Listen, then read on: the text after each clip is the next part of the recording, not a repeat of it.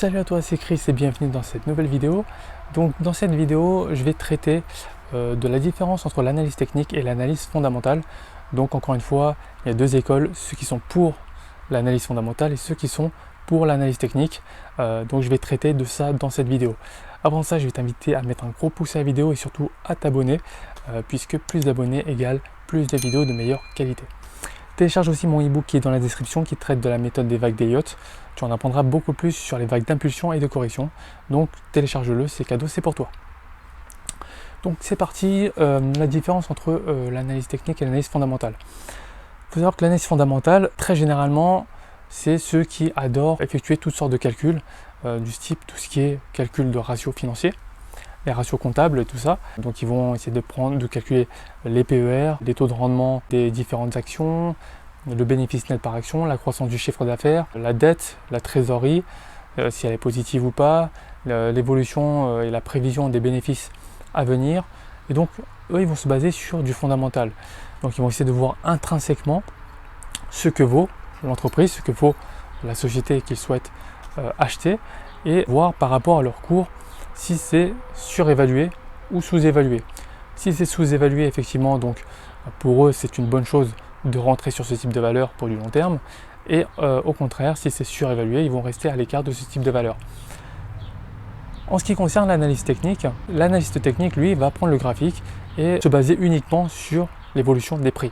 Il ne va pas du tout regarder l'évolution du chiffre d'affaires, l'évolution des bénéfices ces 5 dernières années, la trésorerie, le besoin de fonds de roulement, le fonds de roulement net global, il ne va pas regarder tout ça.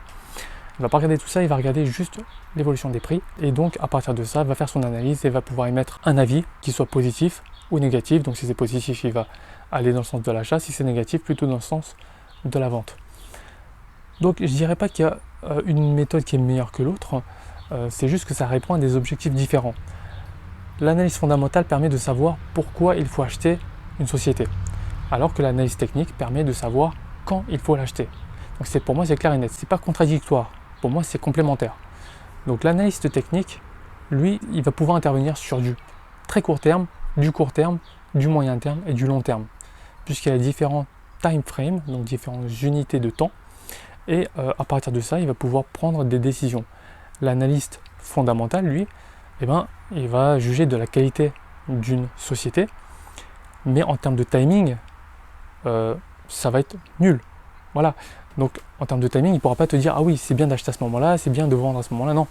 Pour lui, c'est « Je vais acheter et je vais le garder ». Donc c'est ce qu'on appelle le « buy and hold » en anglais. Donc j'achète et je conserve. Donc voilà, sur des années et des années. Et voilà, si ces calculs étaient bons, s'il achetait une entreprise, une société sous-évaluée, cette société va tendre à se valoriser dans le temps. Et donc effectivement, son scénario aura été bon dans la durée. Pour moi, c'est ça la principale différence entre les deux. C'est que l'analyste fondamental, lui, il va juger de la qualité de la boîte et il va pouvoir prendre des décisions pour de l'investissement long terme. L'analyste technique, lui, peut vraiment agir sur du très court, du moyen et du long terme. Donc il peut agir sur tous les niveaux. La meilleure chose à faire, c'est de choisir la méthode qui te convient le plus. Donc voilà, si tu es plutôt analyste technique, vraiment développe tes compétences dans ce domaine. Si tu es plutôt pour du fondamental, concentre-toi sur le fondamental. Tu peux même faire un petit peu les deux si tu le souhaites pour compléter ton analyse. Tu fais une analyse graphique si tu es plutôt pour l'achat et tu vas rechercher des éléments fondamentaux. Et si ces éléments fondamentaux confirment ta position acheteuse sur le plan technique, dans ces cas-là, tu peux y aller, il n'y a pas de souci. Donc voilà, en tout cas, ça c'est mon point de vue concernant ces deux méthodes d'analyse. Encore une fois, choisis le style qui te convient le mieux. Il n'y en a pas un qui est mieux que l'autre. Tu peux même très bien adopter les deux. Mais voilà, pour moi, c'est pas contradictoire, c'est complémentaire. Alors, si tu as apprécié la vidéo, je vais te demander de mettre un gros pouce à la vidéo. Surtout, abonne-toi, c'est important, car la prochaine vidéo arrive très rapidement. Quant à moi, je te dis à la prochaine. Ciao!